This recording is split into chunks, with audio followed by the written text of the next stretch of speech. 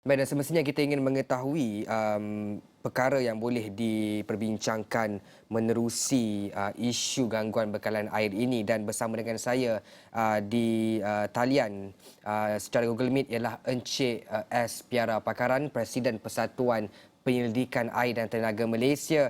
Terima kasih Encik Piara kerana sudi bersama dengan saya pada jam ini.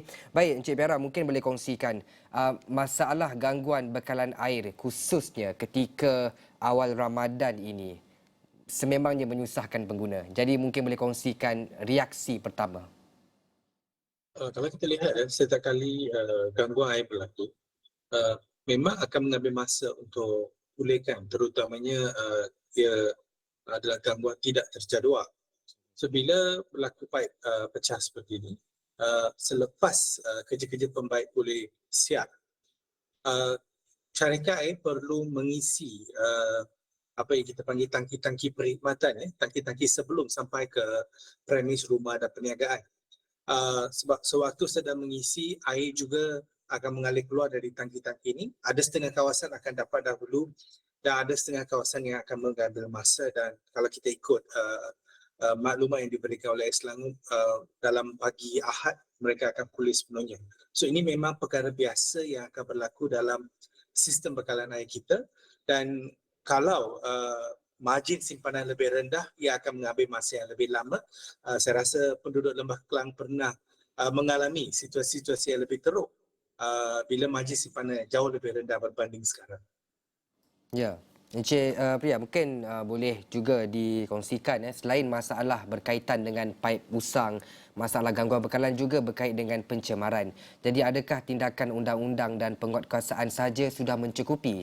Bagaimana semua pihak yang dilibatkan sama untuk ada kepentingan menjaga sumber bekalan air?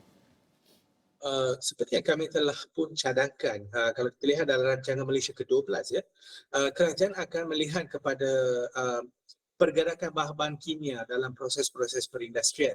Sebab sebelum ini kami cadangkan untuk mewujudkan satu pangkalan data di mana sama ada bahan kimia ini dibuat di Malaysia atau dibawa masuk, diimport, pergerakannya digunakan oleh syarikat mana, dijual kepada siapa, siapa pengguna terakhir, dan akhirnya apakah sisa-sisa sampingan yang dihasilkan dan bagaimana ia dilupuskan. Semua proses ini boleh dimasukkan dalam pangkalan data, dan jika berlaku kelewatan dalam pengurusan sisa ini dan jika berlaku pencemaran, kita boleh melihat melalui pangkalan data siapakah antara suspek-suspek pencemaran, dan ia akan membantu kerajaan. So dalam rancangan Malaysia ke-12, kerajaan telah mengambil cadangan yang kami berikan.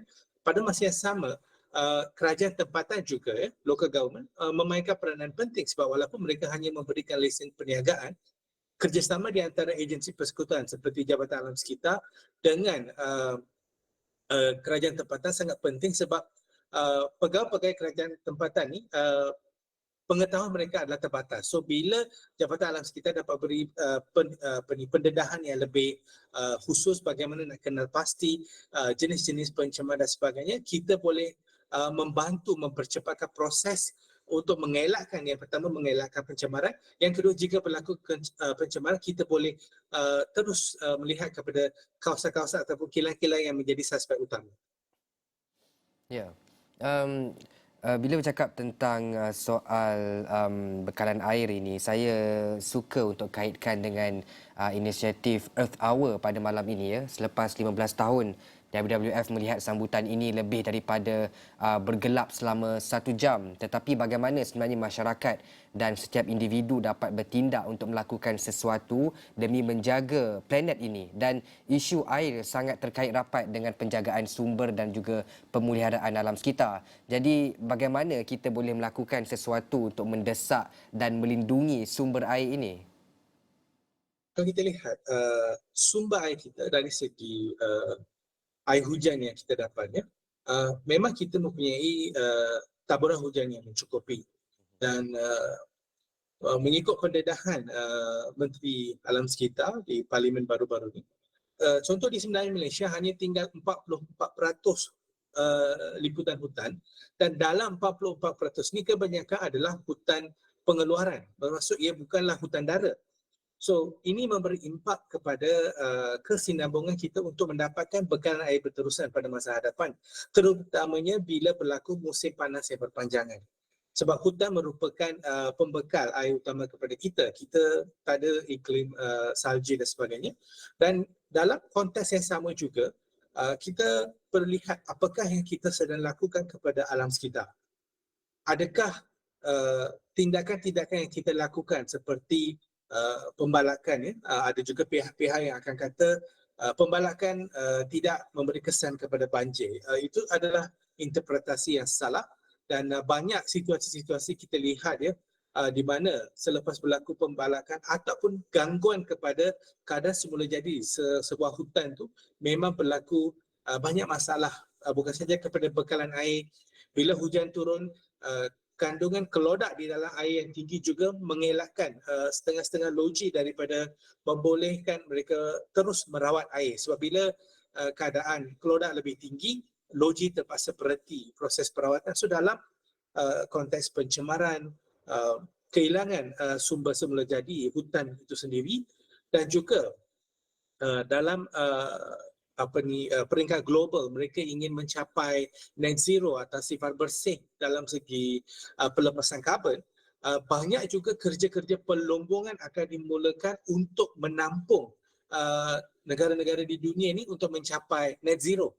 Tapi ini satu isu yang kebanyakan negara senyap. Mereka tidak ingin berbincang pasal perkara ini, tapi ia memang beri impak kepada alam sekitar. Dan dalam konteks ini saya rasa kita pun perlu sedar setiap peralatan, setiap perkakas yang kita beli ini memang ada kesan kepada alam sekitar, dan kalau kita boleh praktikkan langkah-langkah yang ringkas dalam kehidupan kita, saya rasa kita boleh kurangkan impak ini secara individu. Ya. Baik, terima kasih saya ucapkan kepada Encik S. Piara Pakaran, Presiden Persatuan Penyelidikan Air dan Tenaga Malaysia, di atas perkongsian itu sebentar tadi, dan semestinya pelbagai lagi langkah yang akan perlu kita lakukan bagi menjamin bekalan air yang baik dan berkualiti.